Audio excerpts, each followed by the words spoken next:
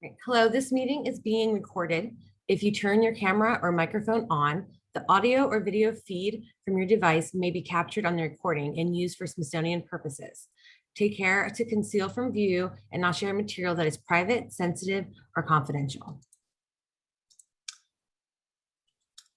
So hello and welcome. We're excited for you guys to be here today for our session on outbreak spreading to the classroom, tools for educators and outbreak DIY.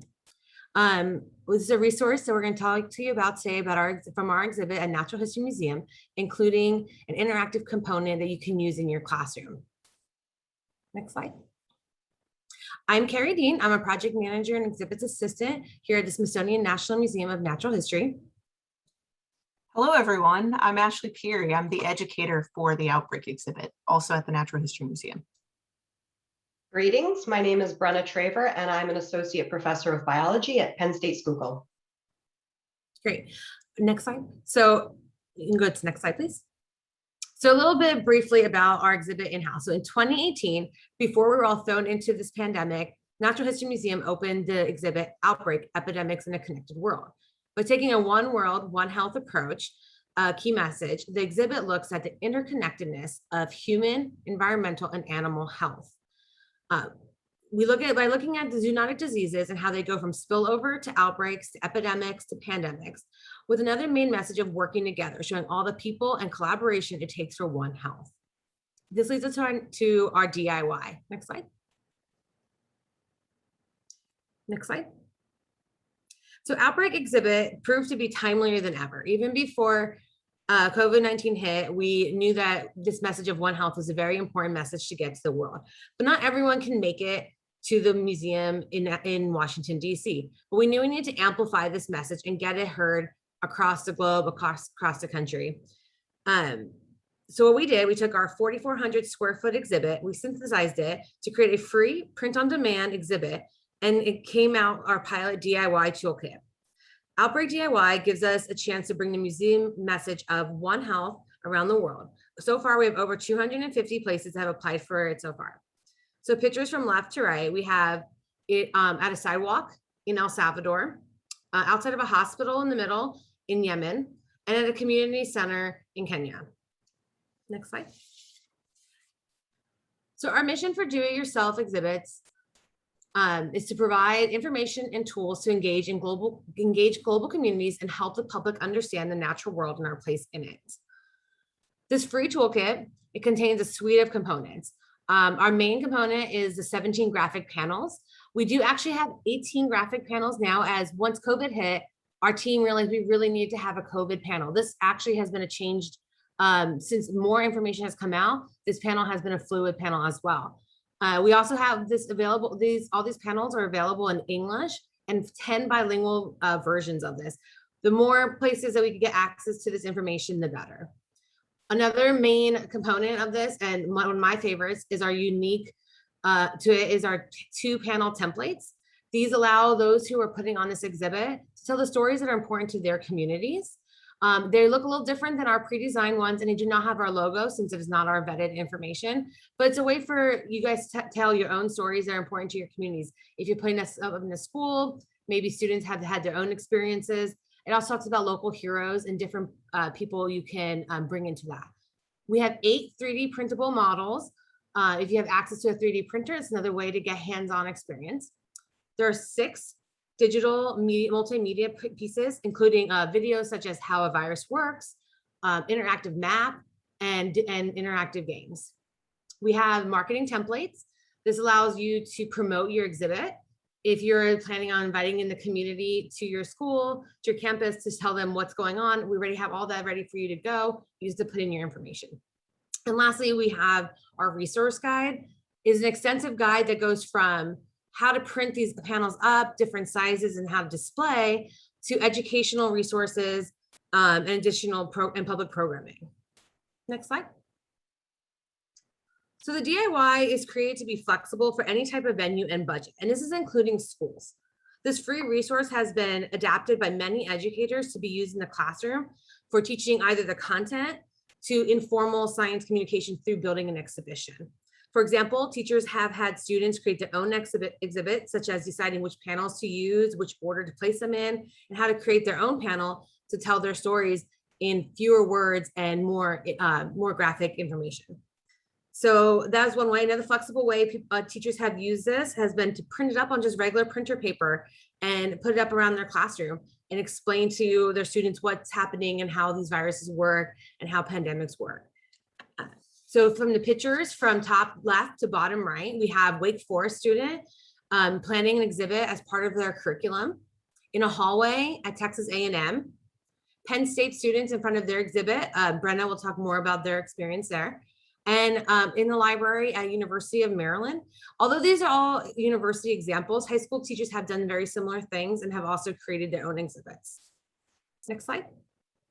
So how do you get access to this? We'll give this information again later on, but you can go to this website or scan this QR code.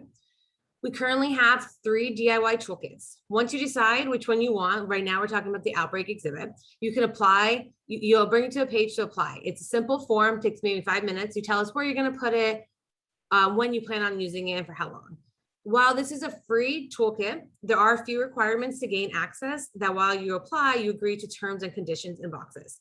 For instance, it's for not-profit use, so you can't charge for an exhibit, physical display only. The title panel and the first content panel must be displayed to give our credit, and there's no alterations to the pre-designed panels. Once you've applied and we grant you access to it, it's very easy to go online to the toolkit. You would just sign on and it brings you to a Dropbox with all of the files you need. Next slide. So to dive a little deeper into an exciting component of the toolkit that can be used in your classroom, Ashley will lead us through an interactive demo of the public forum. Thanks, Carrie. So the message you're probably getting from Carrie is that Outbreak DIY can be a lot of things. You know, your students could be creating an exhibit that, you know, maybe it only teaches students in the class. Maybe they invite in their parents or people from the community. You know, there are these 3D models, so you could do some tactile manipulations with them. There's a lot of stuff that you can do. And I'm just going to talk about one piece of that big toolkit. And we usually refer to it as the Outbreak Public Forum, which is it's not my favorite name, but really it's a game to teach about disease outbreaks. So Brenna, next slide, please.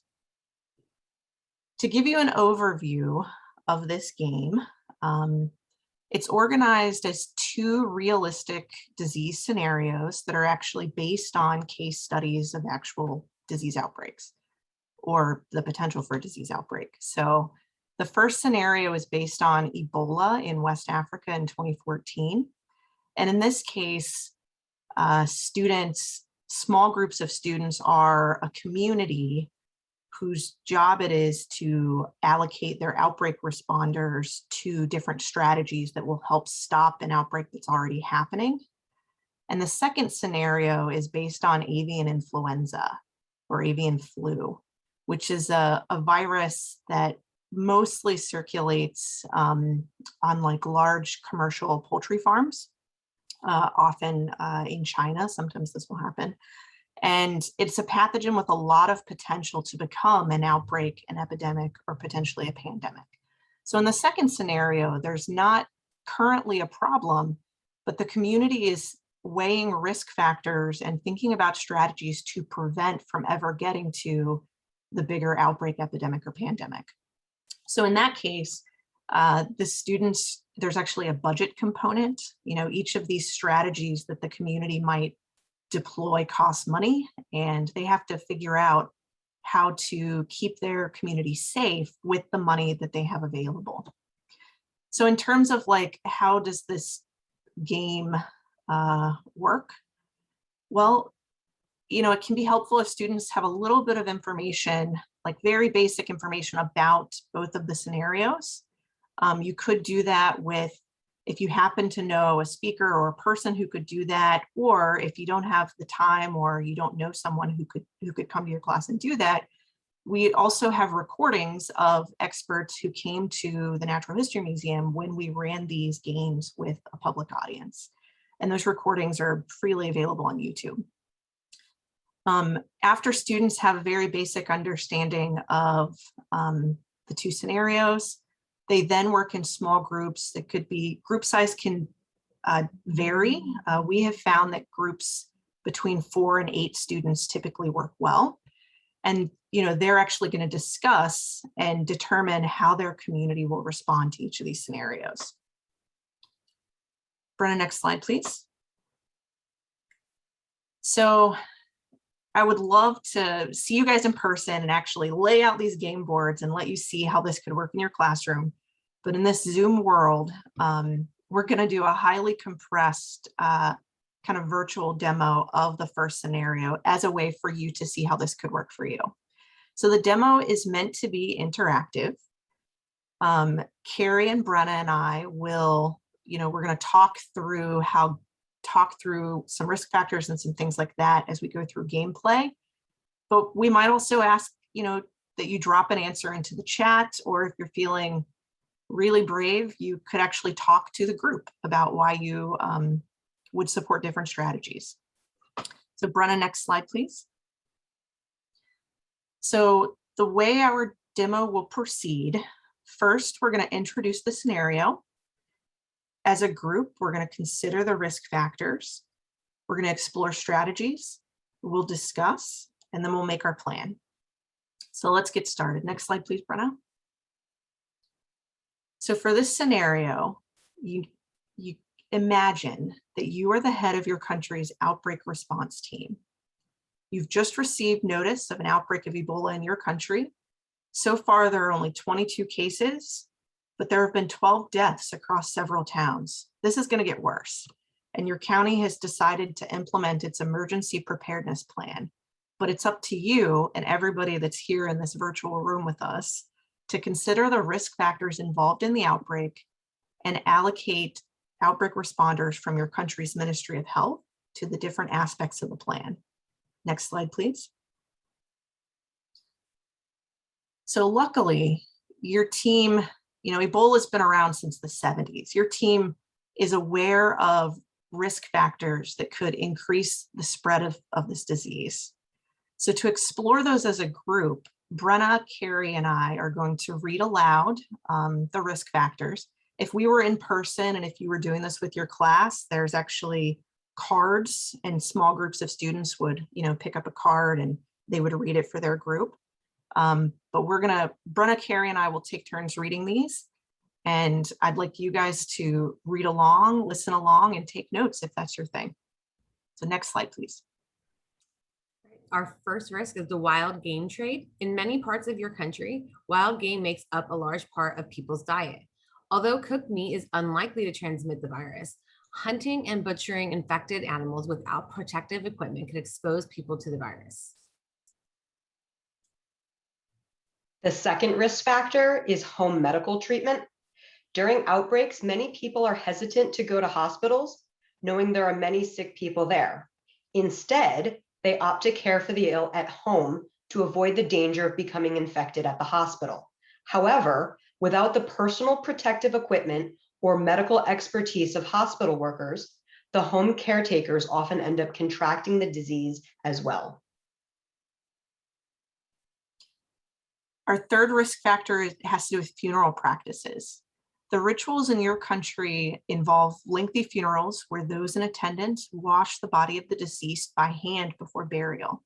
These practices can expose everyone present to the virus, leading to many new infections. And our last risk is hospital hotspots. During outbreaks, hospitals can quickly fill with patients. In rural areas, hospitals are often short-staffed or run out of necessary equipment and medication. This can increase the number of cases contracted in hospitals as healthcare workers are unable to follow ideal safety procedures. So those are the risk factors. And, it may take a moment to kind of absorb those. The next phase of the game is to explore strategies that your community can bring to bear now that you have a good idea of what the risks are. So in this case, we will take turns reading the strategy cards, and there'll be a little bit of time after this to think about which strategies might be best for dealing with the outbreak. And let's get started. The first strategy is education. Outbreak responders are sent to distribute pamphlets and educate people on the symptoms of Ebola, what to do if they or someone they know may have it, and how best to avoid contracting it. People who have been educated about Ebola are less likely to become infected and are less likely to die if they do become infected, since they will be able to recognize the symptoms early. Next one is untested vaccine. Outbreak responders are sent to at-risk areas to administer a potentially effective vaccine that has gone through some, but not all of the normal clinical trials for vaccines. While it's extremely unlikely that this vaccine could infect someone with Ebola, it could be ineffective or have unintended side effects. However, it may also be the only strategy that prevents people who are exposed to the virus from becoming infected. Our third strategy is community engagement. In this strategy, responders meet with local leaders, religious figures, and community organizations to hear their concerns and help to make each community's practices as safe as possible. Responders collaborate with religious leaders to facilitate funeral rites for Ebola victims that limit the potential infections while respecting local customs. Responders could also provide personal protective equipment to families that choose not to take their sick relatives to the hospital. And the last strategy is support for hospitals.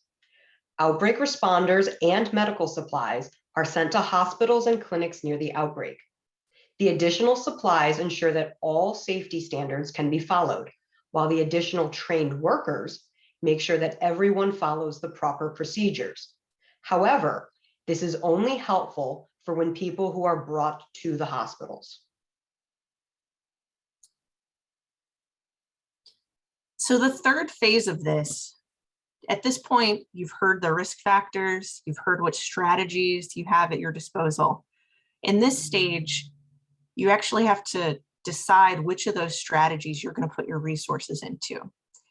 So I mentioned before, for the Ebola scenario, the limitation is the number of trained outbreak responders that you have at your disposal.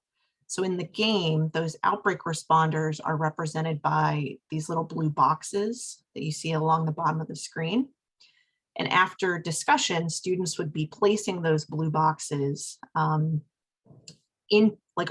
the board for the to indicate the strategies that they would support, but also you can do them at different levels. You might choose to do one strategy with a whole bunch of responders, and maybe there's another strategy that you put one responder into. So can we go to the next slide, Brenna? So I know it's a little difficult not having something tangible in front of you. This slide is just a reminder of what the risk factors that we went through are, and then also what the strategies are. So we're going to do a little bit of, I'll be asking you guys some questions, and I ask that you respond in the chat to help us make our plan as a group. So Brenna, can you go to the next slide? Okay, so it's a lot to take in, and you might need a little bit of time to kind of think about it and internalize it as you're thinking about what strategy you think is the most important one to put your responders into. So I'm going to give you maybe 20 to 30 seconds to think about what's your number one strategy. What would you want to put most of your outbreak responders into, and how many outbreak responders would you put in?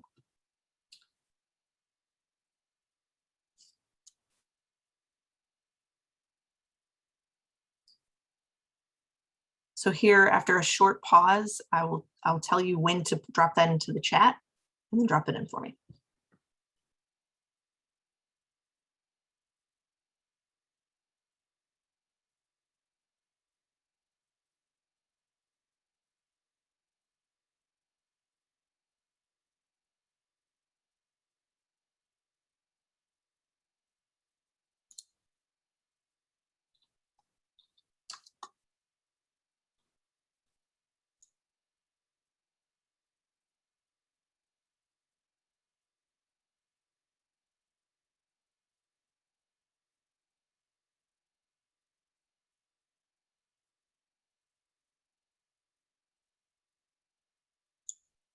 All right.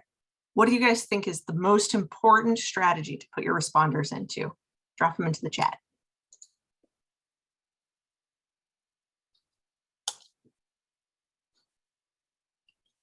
So we're seeing just a couple of things in the chat. And it looks like we've got a split between education and support for hospitals. I just got a private message, education. Another vote for education. Nice, nice, nice. So we're pretty evenly split between education and hospitals. Does anybody, I don't know, want to talk through the hypothetical of why you would support one strategy over the other?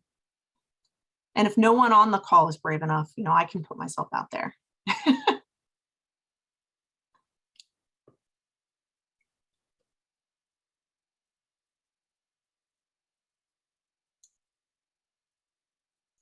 So I'll jump in for support for hospitals because that's what I put in as my number one.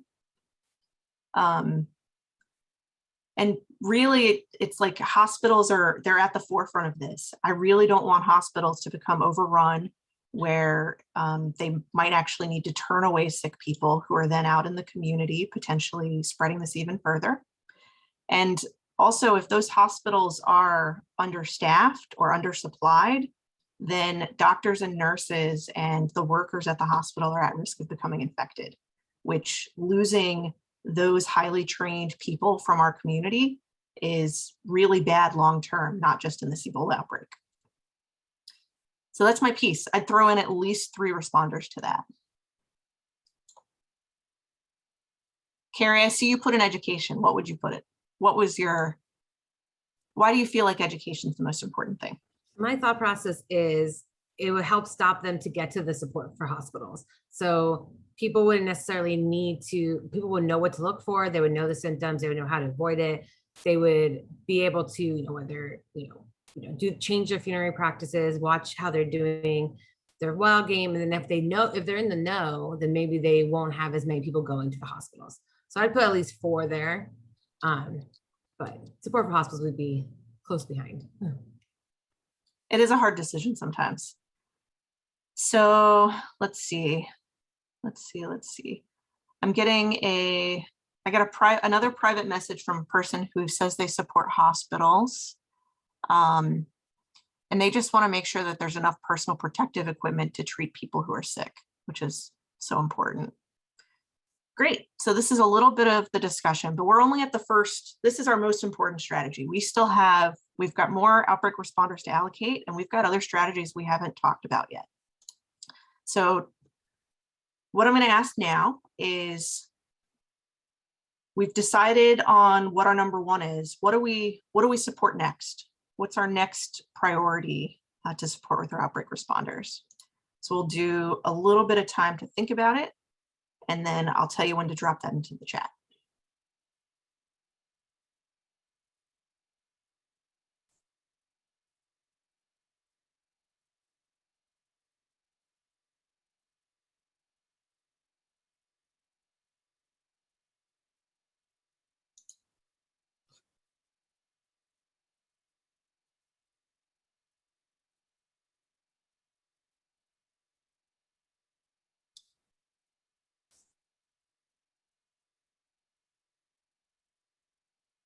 All right, go ahead and throw your number 2 and your number 3 in. And if you know how many responders you'd put on that, throw that in the chat too. Let's see what you guys got.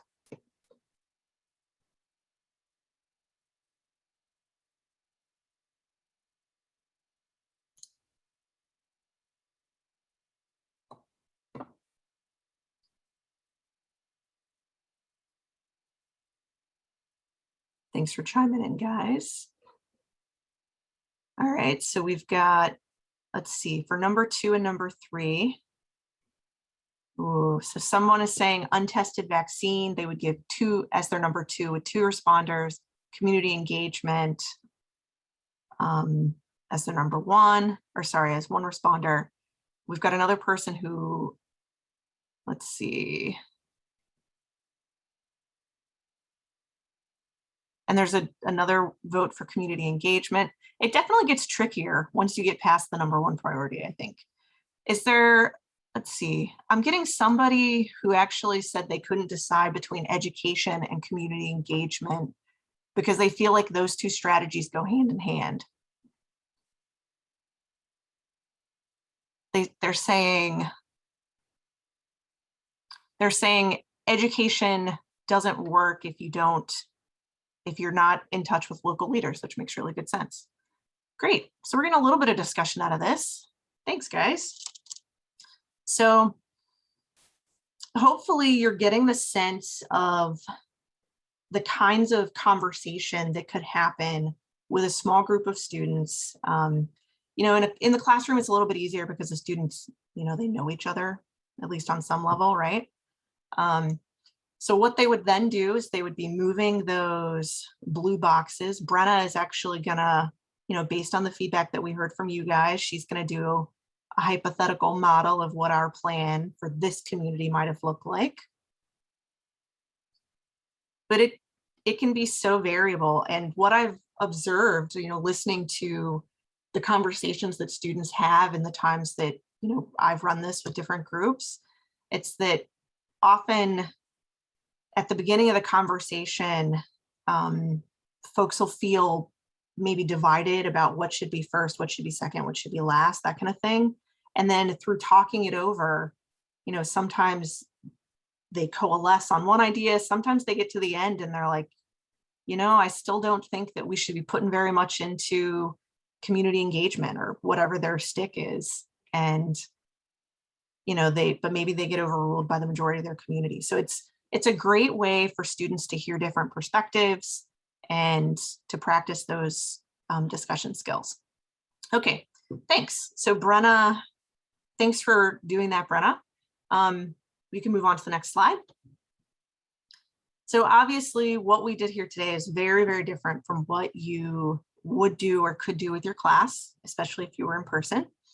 And this slide is just kind of a summary of some of the criteria that I kind of keep in mind if I'm going to be running this. So the first is time. If I'm doing the Ebola scenario with students and if I have a speaker and we've got plenty of time, then I might allot 45 to 60 minutes for that discussion to happen. For the avian flu scenario, if you're going to do that, you need a little bit more time because you have the budget component's a little trickier, but then for that, there's also like a surprise angle that pops up like in the last 10 minutes of play, something like suddenly you have less money in your budget or, something unexpected has happened that may change the plan that the students have made. In terms of materials, game boards, pieces, and instruction sheet are the minimum of what you need. You might also want pencils, tape, scrap paper, that kind of thing. For the game board, the pieces, and the instruction sheet, what the museum provides to you as part of Outbreak DIY are PDF files for printing those. And then you spend, if you want to print them, you can print, I've seen them on 11 by 17s, these game boards, like they don't have to be high tech. It's really, you adapt that to whatever your need is. And then if you know a person who works at your local Department of Public Health, if you know a doctor, if you know someone who can be a speaker, awesome. If you don't, the videos of the speakers are available on YouTube and it's all there curated for you. So next slide, please. So I want to show you in the next couple of slides briefly, what we provide versus how this could look in your class, based on some examples that we've seen. So on the left here, you have the PDF for this Ebola game board. Down below, it's a snip of, this is actually a speaker from the CDC who came to the museum and did the quick, I think it's only like a 7-minute talk. So it doesn't take a lot of time, but it does provide just enough background for students that they can really get into this. And then on the right, in this case, the teacher was planning to reuse this game board and the game pieces with multiple classes over at least a few years. And so she actually printed them and fully laminated everything just to make sure she could get that reusability out of it. Next slide, please. And this is the avian flu board. On the left, you see the PDF for that. Down below, the snip of the video for the speaker. And then on the right, this is actually something Brenna could share more about, because this is what students at Penn State School did when they ran this with high school and middle school students. You can see they are mounted on magnets, and you can affix those onto little whiteboards. And so it makes it really easy if you've got a room with, 5 or 6 groups, groups of maybe 4 or 5 students. It's really easy at the end for every group to hold up their board and say, this is what we did and this is why. So with that, I'll actually hand it over to Brenna. She can share more of her experience. Thanks, Ashley. So here are some actual examples of the game and play that we had. So these were high school students that came to the Penn State Schuylkill DIY to tour the content and then engage in either one or both of the games, depending on their time commitment. You can see that they've been separated into different groups here. Groups would range anywhere from 3 to 7 students, depending on the size of the class visiting, but we really found that groups of 4, maybe 5 students tended to work best as they're going through working on this. And we found that having everything laminated with magnets just made it really easy to move all of the pieces around the board and not get lost, or someone, moves their hand and you don't want the paper to just blow off. So it was easy for sharing, which you can see here as their groups are getting up and sharing their response plans to the 2 different scenarios to the class as a group. And then on the right, seen here in these 3 pictures, these are images of how the different groups allocated their responders. So in addition to having discussion within the group, students also gained hearing different perspectives with the class as a whole. So we would line up and compare their different response plans at the end so they could see where they compared to others. Sometimes you might have a consensus in the responses, and sometimes there might be a variety of different priorities of where they wanted their responders to go to. So here is what the Penn State Schuylkill DIY looked like. We hosted the DIY from September 2018 to January 2019, and we had over 1,200 community members come through. So here is the bird's eye view of what our DIY looked like here.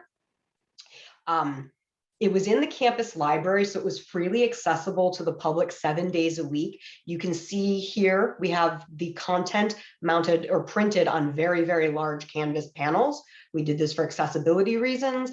And then here, this was our volunteer corps standing in the center here.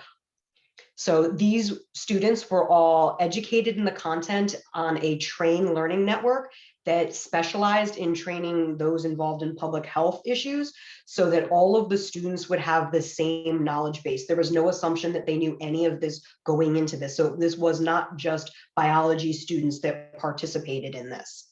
These students then led the tours to incoming groups in both the content. So here you can see one of our students leading high school students through this. Here's another one. The students also facilitated the games with the groups as well. We used the expert videos on YouTube, ran the games, and these tour guides were also available for what we would call drop-in tours for the public on the weekends, on Saturday and Sunday. Teachers were very excited to bring their classes to the Outbreak DIY. We had classes like AP Bio, APES, Anatomy and Physiology, and middle school science classes come through with their students. There was strong support from the superintendents to educate students on the issues. With that came funding and justification to take a field trip to our campus.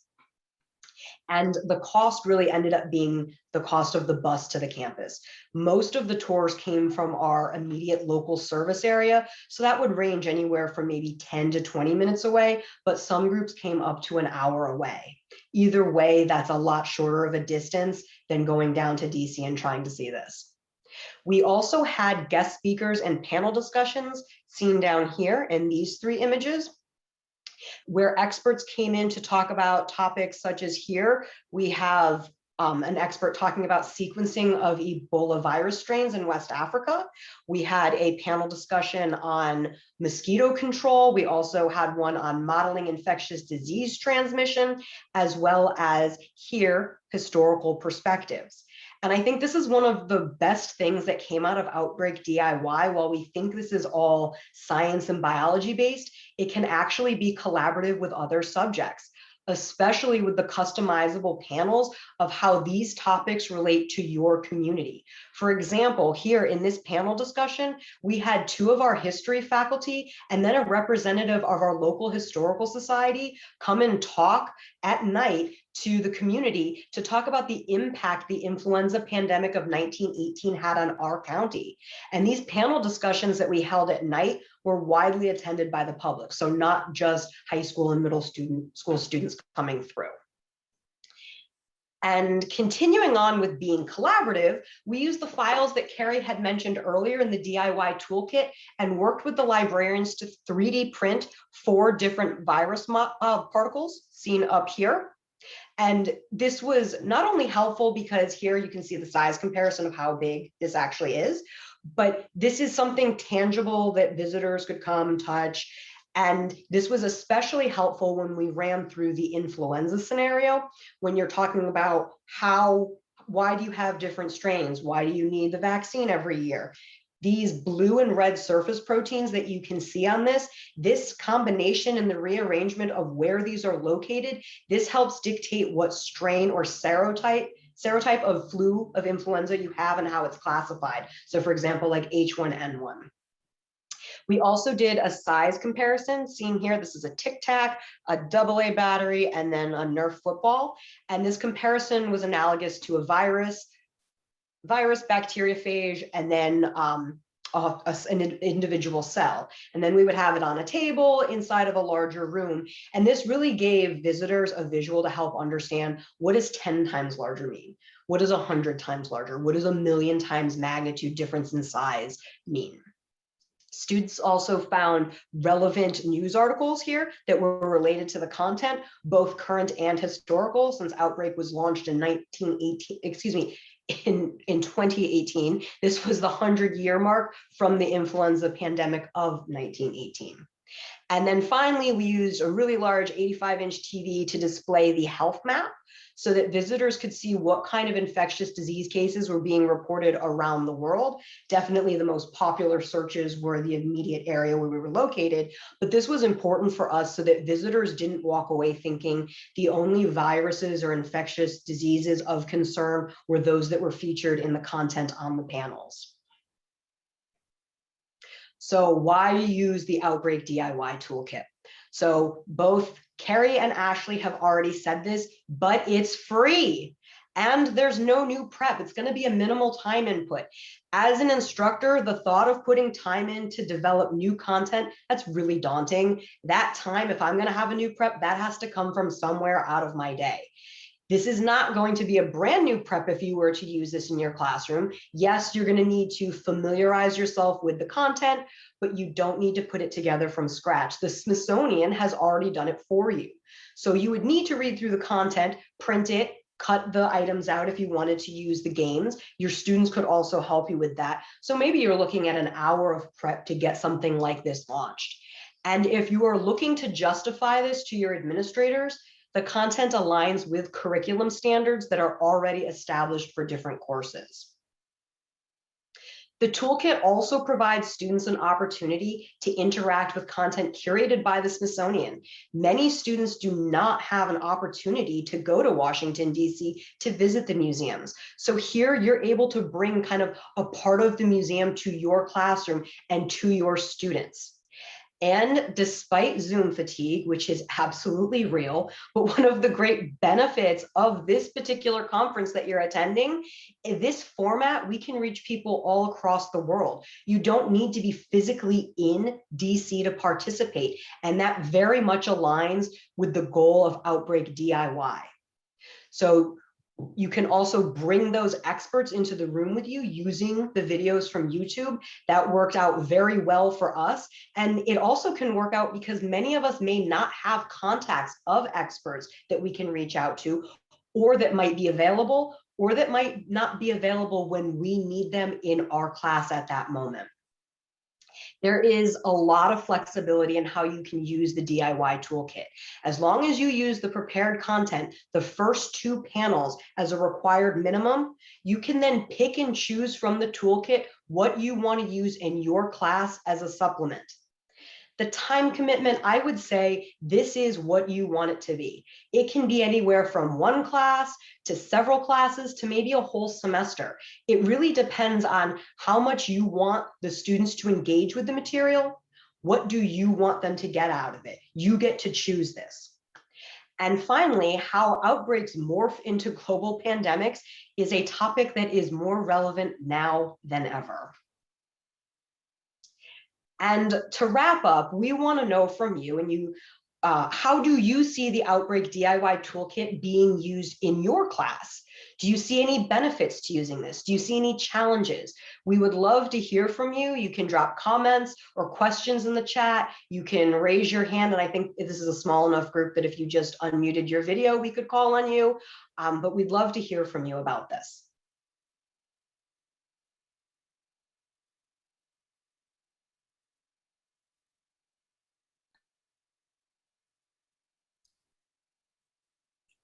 So while you guys are thinking, first, thanks so much, Brenna. Thanks so much, Carrie. While our audience is thinking about some of their questions or thinking about how they could see this working in their class, I do have a couple of questions that came in a private message. So I think, Carrie, I think the first one is going to be for you. So this person, they're interested, and maybe you reference this, I think they might have popped in late, but they want to know, what's the application process like? How long does it take? What are they looking at when they go to that website, or scan that QR code and and make a request?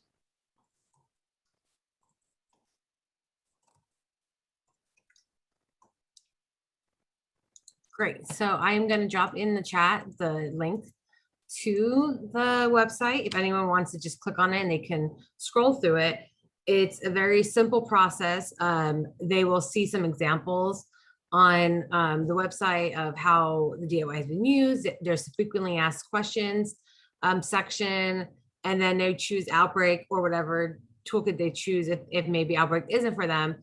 But they would choose the exhibit they want to bring to their classroom, and then they would fill out a very simple application and agree to very simple terms, such as not using it for profit, and not charging for this exhibit or any way like that, not changing any of our pre-designed panels, anything like that.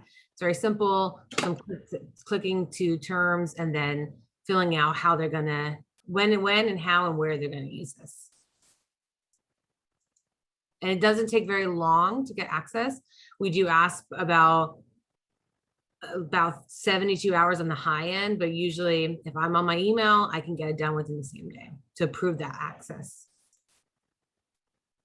Thanks. That sounds pretty easy, I'll say. Brenna, I have a question that came in, and this one's going to be for you. But the teachers that you worked with, did they give you feedback, and were there any common themes in the feedback that they provided after their students experienced Outbreak DIY on your campus? Yes, the teachers absolutely loved the experience. I think they learned a lot from it. And I think, in all honesty, it also, anytime you take a field trip, it's kind of a relief as a teacher that it's kind of, you didn't have to prep that day, you just get them on the bus.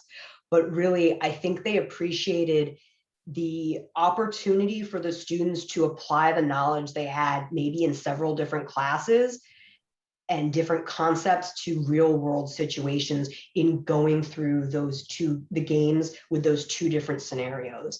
And something that also came up time and time again that we would ask in the beginning of when a tour would get there, how many have been to DC? How many have been to the Smithsonian? And really, the teachers loved that we brought kind of like a small part of the Smithsonian to their class, to those students.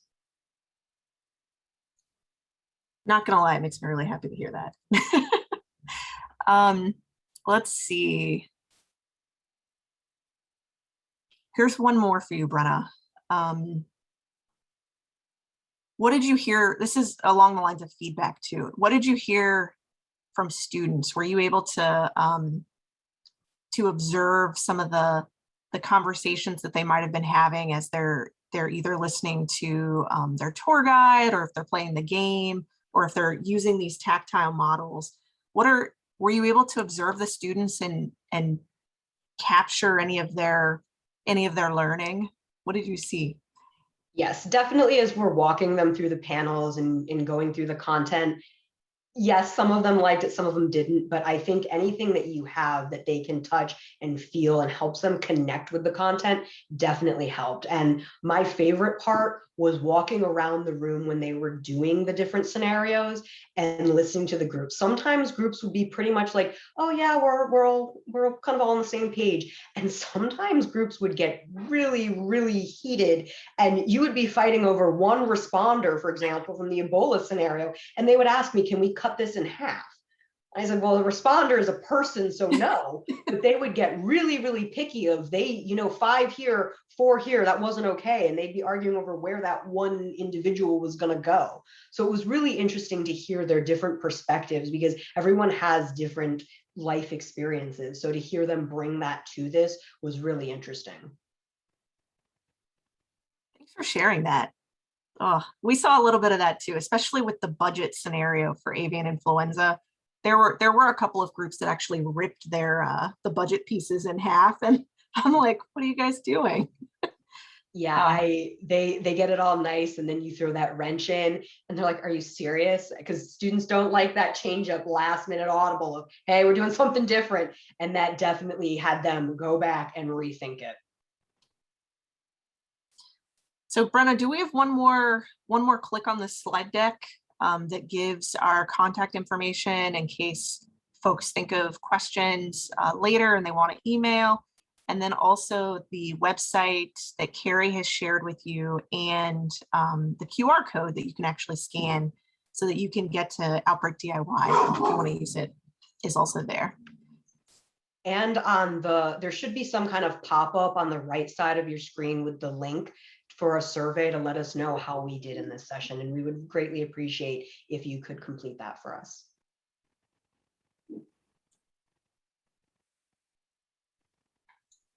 So thank you everyone for attending the session. Thank you. Yeah, thanks.